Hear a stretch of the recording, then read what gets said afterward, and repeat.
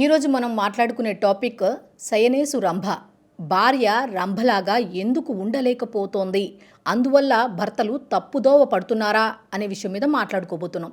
అయితే ఈ వీడియో ఫుల్గా చూడండి. ఈ ఒక్క లైన్ చూసేసి కామెంట్ మాత్రం దయచేసి చేయొద్దు. ఎందుకంటే ఒక ఆడపిల్లవై ఉండి నువ్వు ఇలా మాట్లాడడం కరెక్టా తప్పా అనేది మీరు ఒకసారి పూర్తిగా చూసిన తర్వాతే మీరు కామెంట్ చేయండి. ఎందుకు అంటే చాలా చాలా డీప్గా మాట్లాడుకునే అంశం. ఎందుకంటే ఇప్పుడు జరుగుతున్న ప్రతి అంశం కూడా దీని మీదే డిపెండ్ అయి ఉంటుంది. సో ఒక్కసారి వీడియో ఫుల్గా చూడండి. మీ అభిప్రాయాన్ని కామెంట్ల రూపంలో తెలియచేయండి. ఎందుకంటే ఈ వీడియో చివరి దాకా చూస్తే కానీ ఇన్ఫర్మేషన్ ఏంటి అనేది తెలియదు. కార్యేషు దాసి, కరణేషు మంత్రి, భోజ్యేషు మాత, శయనేషు రంభ. ఈ నాలుగిట్లో 3 ఫుల్ఫిల్ చేసేవాళ్ళు ఉన్నారు.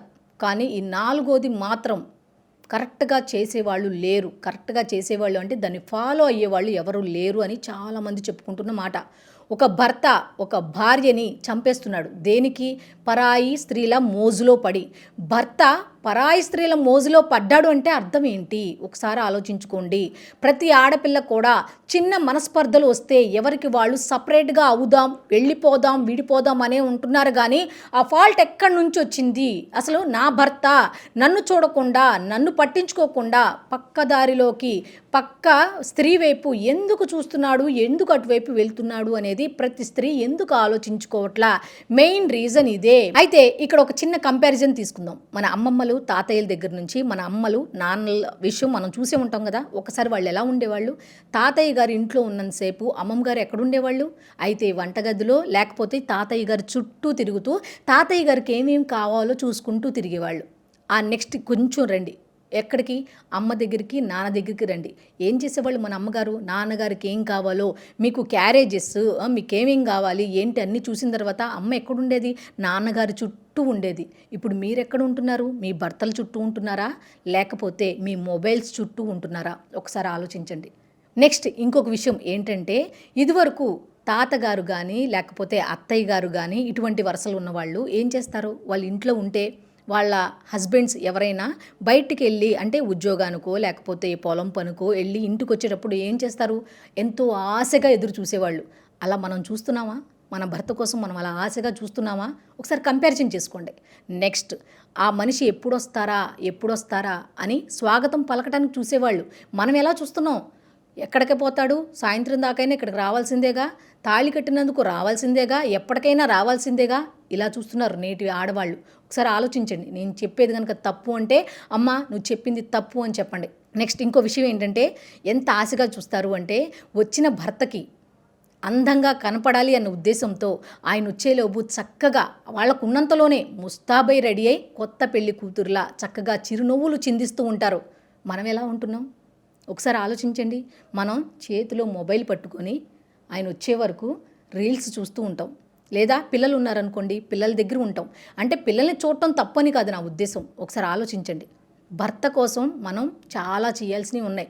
చాలామంది ఎలా ఆలోచిస్తున్నారంటే, ఈ రోజుల్లో ఎప్పటికైనా వస్తాడు కదా, ఎక్కడికి పోతాడు? ఈ సమాజంలో అందరూ సమానమే, మగవాళ్ళు ఆడవాళ్ళు అందరం సమానమే అంటున్నారు. అన్ని విషయాల్లో సమానం కాదు. ఒక్కసారి ఆలోచించుకోండి. మనకంటూ ఒక పరువు, ప్రతిష్ట, హిందుత్వం, సాంప్రదాయం, పద్ధతి ఇవన్నీ ఉన్నాయి. కొన్ని పద్ధతుల ప్రకారం వెళ్ళాలి. చాలామంది చెప్పే మాట ఏంటంటే, ఆడవాళ్ళు మగవాళ్ళు ఈక్వలే అంటారు. పోటాపోటీగా గొడవలు పడి రోడ్ల మీదకి ఎక్కడం ఒక పెద్ద గొప్పతనంలా ఫీల్ అవుతున్నారు. ఒకసారి ఈ గొడవల విషయంలో మళ్ళీ మన అమ్మమ్మ తాతయ్య, అమ్మ నాన్న, అత్తయ్య మావయ్య విషయాలు ఒక్కసారి మళ్ళీ అదే టాపిక్లోకి వెళ్దాం. ఎందుకంటే ఏదైనా అప్పుడు చూడండి, ఇళ్లల్లో చిన్న సౌండ్ కూడా వినపడేది కాదు. గొడవలు కూడా పెద్ద పెద్దగా ఉండేది కాదు. వాళ్ళు మాట్లాడుకున్నా అర్థం కాకుండా మాట్లాడుకునేవాళ్ళు. చిన్న డిస్కషన్ వచ్చినా ఇంట్లో నిజంగా సరుకులు లేవు, మనం ఏమంటాం? ఇప్పుడు చూద్దాం, ఏమండి సరుకులు లేవు, పదండి వెళ్ళి తెచ్చుకుందాం. వాళ్ళు ఏమంటారు? ఏమండి సరుకులు నిండుకున్నాయి అని అంటారు. ఒకసారి ఆలోచించండి. అప్పటి భాషకి ఇప్పటి భాషకి, అప్పుడు పద్ధతికి ఇప్పుడు పద్ధతికి ఒకసారి ఆలోచించండి. మీరు ఎంత తేడా ఉంది. ఈ గొడవలన్నిటికీ కారణం, నేను చెప్పేది కొంతమందికి నాన్ సెన్స్లా ఉండొచ్చు, కాకపోతే నేను చెప్పేది పక్కా నిజం. ఒక భార్య, అమ్మమ్మని చూసుకోండి.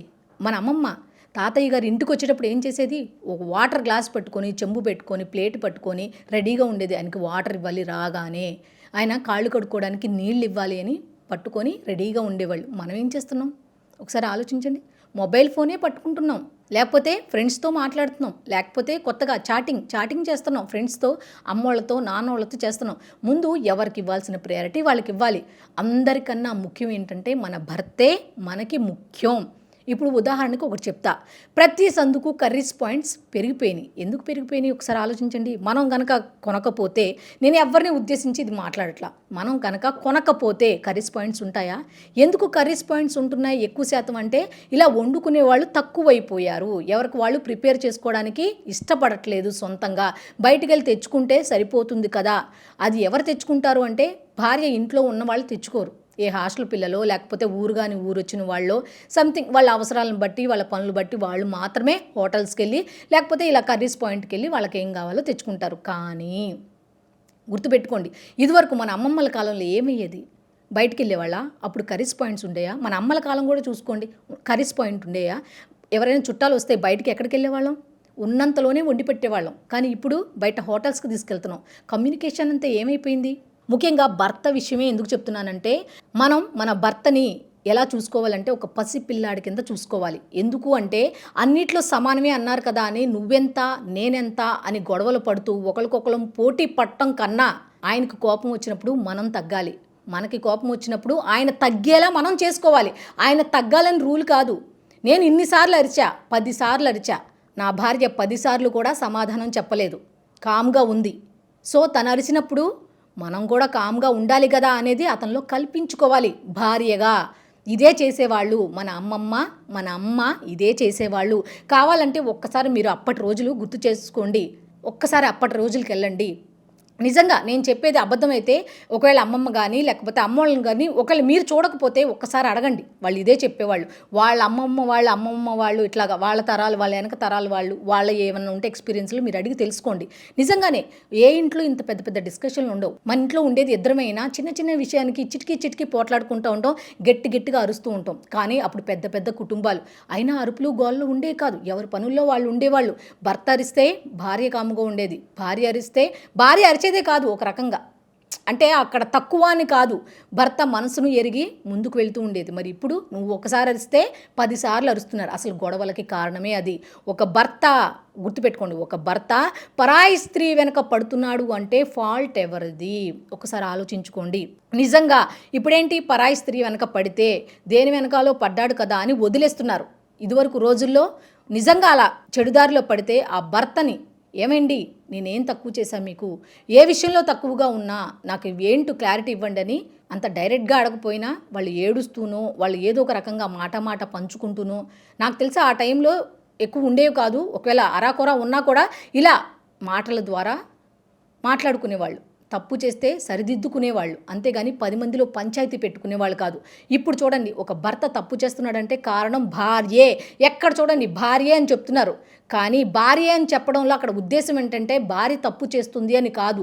ఆ భర్తని, తప్పు దోవలో వెళ్తున్న భర్తని ఒక మంచి మార్గంలో పెట్టుకోవాల్సిన బాధ్యత భార్యపై ఉంది. మీకు తెలియకపోతే అమ్మని అడగండి, అమ్మకి తెలుస్తాయి. ఎందుకంటే వాళ్ళమ్మ విషయాలు కూడా తెలుస్తాయి. కాబట్టి మీరు తెలియకపోతే ఒకసారి వాళ్ళని అడిగి తెలుసుకోండి. ఇందాక మనం అమ్మమ్మల దగ్గరికి వెళ్ళాం కదా, అమ్మమ్మలు కానీ అమ్మలు కానీ తాతయ్య నాన్న బయటికి వెళ్ళి రాగానే ఏం చేసేవాళ్ళు, కాళ్ళు కడుక్కోవడానికి నీళ్ళు ఇచ్చేవాళ్ళు, ఒక చేతులు తుడుచుకోవడానికి ఒక తువ్వాలు ఇచ్చేవాళ్ళు, తర్వాత లోపలికి రమ్మని పిలిచేవాళ్ళు. ఆ తర్వాత ఏం జరిగేది, ఒక గ్లాస్ మంచినీళ్ళు ముందే లోపల సిద్ధం చేసుకొని ఆ గ్లాస్ మంచినీళ్ళు ఇచ్చిన తర్వాత కానీ మాట్లాడేవాళ్ళు కాదు. ముందు ఆయన బయట ఎన్ని స్ట్రగుల్ అయ్యి ఎంతమందికి సమాధానం చెప్పుకొని బయట నుంచి పనిచేసి వచ్చారు కాబట్టి మినిమం రెస్పెక్ట్ అది. ఇంటికి వచ్చిన వాళ్ళకి మంచినీళ్ళు ఇచ్చి కూర్చోపెట్టిన తర్వాత ఏమన్నా తింటారా తినరా, ఏమన్నా తాగుతారా అని అప్పుడు అడిగిన తర్వాత, అప్పుడు ఏమన్నా మాట్లాడాలి అనుకుంటే స్నానం చేస్తారా, ఇవన్నీ ఏర్పాట్లన్నీ చేసేవాళ్ళు. మరి ఇప్పుడు ఒక్కసారి ఆలోచించండి, ఎవరైనా ఉన్నారా? ఫ్రిడ్జ్లో బాటిల్ ఉంది తీసుకొని తాగండి, టేబుల్ మీద పెట్టాను తినండి, ఇవి చెప్పేవాళ్ళు తప్ప, పోనీ వాళ్ళు ఏమైనా ఇంపార్టెంట్ పనిలో ఉంటారా అంటే వాళ్ళు ఒకటే ఇంపార్టెంట్ పని ఏంటంటే మొబైల్ ముందేసుకొని కూర్చోవటం, చాటింగ్ చేయటం, ఫోన్లు చూడటం, రీల్స్ చేయడం, రీల్స్ చూడటం. ఒకసారి ఆలోచించుకోండి, భర్త తప్పుదోవ పట్టమంటే ఎందుకు పట్టడు? సరే ఇవన్నీ పక్కన పెడితే ఇదివరకు ఎలా కూర్చొని భోజనం చేసేవాళ్ళు? భర్త భోజనం చేయడం మొదలెట్టిన దగ్గర నుండి ఆయన కంప్లీట్ చేసే వరకు కూడా పక్కనే కూర్చునేది భార్య. కావాలంటే అమ్మమ్మని అడగండి, అమ్మల్ని కూడా అడగండి. నాకు తెలిసి మీరు కూడా చూసే ఉండొచ్చు మేబీ, అవునా కదా? మీరు మీ కామెంట్ రూపంలో తప్పకుండా తెలియజేయండి. భర్త మళ్ళీ పడుకునేదాకా కూడా ఆయన కూడా తిరుగుతూ ఉండేవాళ్ళు. ఇప్పుడు ఎవరైనా ఉన్నారా? గొడవలు రమ్మంటే ఎందుకు రావు? భార్యాభర్తల మధ్య ఇంత సాన్నిహిత్యం లేకపోతే గొడవలు ఎందుకు రావు? కూర్చొని మాట్లాడుకుంటారా? మాట్లాడుకోరు. సమస్యను ఏమైనా పరిష్కారం దిశగా ఏమన్నా చర్చించుకుంటారా? చర్చించుకోరు. ఎవరి ఫోన్లు వాళ్ళే, ఎవరి మాటలు వాళ్ళే. మరి భర్త అవతల వాళ్ళ స్త్రీల మాటలుగా అట్రాక్ట్ అవ్వమంటే ఎందుకు అవ్వడు? ఒకసారి ఆలోచించుకోండి. ఇది ఆడవాళ్ళకి ఎందుకు చెప్తున్నానంటే, ఏ ఇన్సిడెంట్ జరిగినా భర్త వేరే ఆడవాళ్ళ వ్యామోహంలో పడిపోయి మాత్రమే చేస్తున్నాడు అన్న విషయం బయటకు వస్తుంది. వేరే ఆడవాళ్ళ వ్యామోహంలో ఎందుకు పడుతున్నాడు భర్త? ఇక్కడ కాన్సెప్ట్ అదే. ఇక్కడ మగవాళ్ళు ఎక్కువ తక్కువ, ఆడవాళ్ళు తక్కువ ఎక్కువ అనేది నా ఉద్దేశం కాదు. ప్రతి ఇష్యూలో కూడా భర్త వేరే ఆడవాళ్ళ వెనుక పడుతున్నాడు, అందువల్లే ఈ నేరాలు చేశాడు, అందుకే ఈ ఘోరానికి తెగబడ్డాడు. ఇవే మాటలు. అసలు ఒక భర్త అన్ని సంవత్సరాలు కలిసి కాపురం చేసిన మహిళలను అంత ఈజీగా ఎందుకు చంపుతాడు? ఒకసారి ఆలోచించుకోండి. అంటే చాలామంది చెప్పే మాట, పరాయి స్త్రీ వ్యామోహంలో పడిపోయి. అసలు పరాయి స్త్రీ వ్యామోహంలో ఎందుకు పడుతున్నాడు అనేది ఇప్పటికీ కూడా మహిళలు ఎవరు రెక్టిఫై చేసుకోవట్లేదు. నువ్వెంత నేనెంత అనే ధోరణిలో ఉన్నారు కానీ మన జీవితాన్ని మనమే బాగు చేసుకోవాలి అనేది ఎందుకు ఆలోచించుకోవట్లా? ఒకసారి చెప్పండి. మనం సమానం, ఎవరితో పురుషులతో సమానం కాదని ఎవ్వరు చెప్పట్లా. ఎవరి హక్కులకు ఎవరు భంగం కలిగించట్లా. కాకపోతే కొన్ని ఉంటాయి, సర్ది పెట్టుకోవాల్సిన అవసరం ఆడవాళ్ళ మీద ఎంతైనా ఉంది. మగవాడు లేకపోతే ఆడది చివరి వరకు బ్రతకగలదా, బ్రతుకుతుంది అని చేసి చూపిద్దామని చాలామంది అనుకుంటున్నారు. కానీ గుర్తుపెట్టుకోండి, మగతోడు అనేది ఆడవాళ్ళకి చాలా చాలా ఇంపార్టెంట్. అసలు మన సనాతన ధర్మంలో ఒక్కసారి ఆలోచించుకోండి. ఆడవాళ్ళ పద్ధతి ఎలా ఉండాలి, ఆడవాళ్ళు ఎలా ఉండాలి, ఏ విధంగా భర్తతో నడుచుకోవాలి, వీటిలో ఏదైనా ఒక తల్లి కానీ ఒక తండ్రి కానీ పిల్లలకు బోధిస్తున్నారా? ఎంతసేపు ఏదో ఒక సంబంధం సెట్ అయింది చేసి పంపించేద్దాం అన్న మాటే తప్ప అత్తగారింట్లో ఎలా మెలగాలి, అత్తగారు ఏదన్నా అంటే ఎలా ముందుకు వెళ్ళిపోవాలి, విని విననట్టు వెళ్ళిపోవాలి, సీరియస్గా అంటే పట్టించుకోకూడదు అన్న ప్రతిదాన్ని కూడా పట్టించుకొని మనం పాకులాడొద్దు. దాని గురించి అత్తయ్య గారు ఏమన్నంటే చూసి చూడనట్టు వెళ్ళిపోవాలమ్మా అని ఒక పద్ధతి నేర్పుకునేవాళ్ళు ఇప్పుడు ఎంతవరకు నేర్పుతున్నారు? ఒకసారి ఆలోచించండి. ఎంతసేపు అమెరికా సంబంధం వచ్చిందా చేసేద్దాం, ఉద్యోగం మంచి ఉద్యోగం ఉందా చేసేద్దాం అనే తప్ప కనీసం వాళ్ళిద్దరికి మాట్లాడుకునే వెసులుబాటు కూడా ఇవ్వట్లా. మంచి సంబంధం చేసేద్దాం అనే మాట తప్ప ఒకసారి ఆలోచించుకోండి. కనీసం వాళ్ళిద్దరికి మాట్లాడుకునే అవకాశం కూడా ఇవ్వట్లా. చేసేస్తున్నారు పెళ్ళిళ్ళు. తర్వాత ఏం జరుగుతోంది? పిల్లల్ని కనేస్తున్నారు. ఈ గొడవలు ఎలా? పక్కదోవ పట్టాడు, లేకపోతే భార్య పక్కదోవ పట్టింది, లేకపోతే భర్త పక్కదోవ పట్టాడు. ఇవే మీరు ఈ మధ్యకాలంలో జరిగిన సంఘటనలన్నీ చూడండి. ఇవే అన్నిటికీ ఇదే కారణం. భర్త చనిపోయాడంటే కారణం భార్య వేరే వాళ్ళతో అక్రమ సంబంధం పెట్టుకుంది. ఒకవేళ భార్య చనిపోయింది, భర్తే చంపేశాడు అంటే అతను కూడా పరాయి స్త్రీతో అక్రమ సంబంధం పరాయి స్త్రీతో అక్రమ సంబంధం పెట్టుకున్నాడు. ఇవే ఎక్కడ చూసినా ఇవే. ఈ రెండు రీజన్సే. ఎన్ని ప్రమాదాలు జరుగుతున్నాయి, ఎంత దారుణం ఒకసారి ఆలోచించండి. భర్తలు కూడా భార్యల్ని అర్థం చేసుకోవడానికి ప్రయత్నించాలి. మీ వంతుగా ఆమె ఏమన్నా తప్పు చేస్తే 1కి 2 సార్లు సర్ది చెప్పుకోవాల్సిన బాధ్యత మగవారిగా మీపై ఉంది. ఎందుకంటే పిల్లలు ఉంటారు. మీ ఇద్దరిలో ఏ ఒక్కరు తప్పు చేసినా తప్పకుండా ఎఫెక్ట్ అయ్యేది మాత్రం పిల్లలే. మీ ఇద్దరు బాగానే ఉంటారు. మీకు కావాల్సిన వాళ్ళు, మీకు ఇంకో విషయం తెలుసలేదో, మీరు అక్రమ సంబంధాలు పెట్టుకున్నా వాళ్ళు కూడా ఒకటి గుర్తుపెట్టుకోండి, మీకు ఎల్లకాలం తోడుండరు. మీకు తోడుండేది ఎవరు అంటే మగవాళ్ళకి కట్టుకున్న భార్య మాత్రమే తోడుంటుంది. ఈ అక్రమ సంబంధం పెట్టుకున్న స్త్రీలు ఎంతవరకు ఉంటారు? నీలో సత్తువ ఉన్నంత వరకే ఉంటారు. ఒకసారి ఆలోచించుకోండి. మీ దగ్గర డబ్బులు ఉన్నంత వరకే ఉంటారు. కానీ భార్య అలా కాదు. ఒక్కసారి మీకు తోడుగా వచ్చిందంటే చచ్చే వరకు కూడా మీకు తోడుగా ఉంటుంది. మరి అటువంటి భార్యని ఎలా చూసుకోవాలి అనేది మాత్రమే మీరు ఒకసారి ఆలోచించండి. ఆమెతో ఇష్టంగా మాట్లాడండి, ఆమె కోరికలు ఏంటో తెలుసుకోండి అనేది మాత్రమే ఈ వీడియోలో నేను చెప్పదలుచుకున్నా. ముఖ్యంగా ఇందాక చెప్పాను కదా, సైనేసు భార్య గనక రంభలా భర్తని అట్రాక్ట్ చేసుకుంటే, అంటే పిచ్చి వీడియోస్ చూసి పిచ్చిగా ఉండాలనే ఉద్దేశం అయితే నాది కాదు. సైనేసు రంభ అని ఎందుకన్నామంటే, భర్త వచ్చే సమయానికి భార్య మంచిగా నిండుగా అందంగా కనబడాలి, మంచినీళ్ళు ఇవ్వాలి, భోజనం చేస్తుంటే పక్కన కూర్చోవాలి, ముచ్చట్లు చెప్పాలి, పడుకునేటప్పుడు కూడా ముచ్చట్లు చెప్పాలి, చక్కగా మంచిగా ఉండాలి అనేది మాత్రమే నేను చెప్తున్నా. భర్తలు కూడా ఆమె బాధలేంటో తెలుసుకోండి. అర్థమైందా? ఇంట్లోనే ఉంటావు కదా, నువ్వేం చేస్తావు అనేది మాత్రం దయచేసి మాట్లాడకండి. ఎందుకంటే మీకు ఆహారం కానీ, మీ పిల్లలకి ఆహారం కానీ, ఇంట్లో పనులు చక్కబెట్టుకునేది కూడా భార్యే. ఆమెను గౌరవించడం నేర్చుకోండి. ఇప్పుడు ఎన్నో ఉదంతాలు మనం చూస్తున్నాం, సంఘటనలు మనం చూస్తున్నాం. సో వీటన్నిటికీ కారణాలు ఏంటో కూడా మీకు నేను చెప్పాను. భర్త తప్పు చేస్తే భార్య, భార్య తప్పు చేస్తే భర్త అని ఒకళ్ళ మీద ఒకళ్ళు చెప్పుకుంటున్న రీజన్స్ తప్ప ఏమీ లేదు. కాబట్టి సొసైటీకి మనం ఏమి ఇవ్వాలి అని అనుకుంటున్నాము అనేది ఈ వీడియో ద్వారా నేను తెలియజేయాలనుకుంటున్నాను. సో మీ అభిప్రాయాన్ని కామెంట్ల రూపంలో తప్పకుండా చేయండి. ఆడపిల్లలు మన అమ్మమ్మ, మన అమ్మలాగా ఉంటున్నారా? భర్తకి గౌరవం ఇస్తున్నారా లేదా? నువ్వెంత అంటే నువ్వెంత అనే ధోరణికి భార్య పోవద్దు, భర్త పోవద్దు. ఒకసారి ఆలోచించుకోండి. కష్ట నష్టాల్లో తోడుగా ఉండండి. ఒకరికి ఒకళ్ళు ఏమైనా కష్టం వస్తే ఇద్దరు షేర్ చేసుకోండి. ఏదైనా తప్పిదం జరిగితే తప్పైపోయిందని ఒకరికొకరు క్షమాపణలు చెప్పుకోండి. అక్కడ ఎవరి ఈగో హర్ట్ అవ్వదు. ఎవరికి వాళ్ళు చేయూతను అందించుకుంటూ ముందుకు వెళ్ళండి.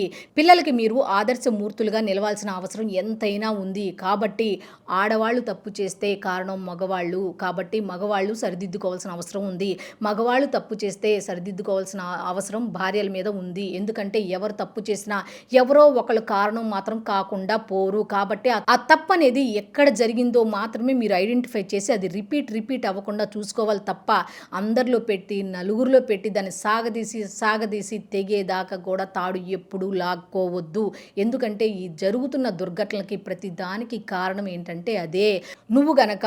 నువ్వు నీ భర్తని మంచిగా ఒక పసిపిల్లాడిలా ఆదరిస్తూ కష్టం చేసి వచ్చాడు కదా, ఒక పసిపిల్లాడిలా చూద్దాం, మంచిగా మాట్లాడదాం, ప్రేమగా ఉందాం, ఆ ఫోన్లు పక్కన పెట్టి భర్త రానంత వరకు ఎన్ని చేసినా భర్త వచ్చిన దగ్గర నుంచైనా అతనికి అంటి పెట్టుకొని ఉండాలని నేనైతే అనుకుంటున్నా.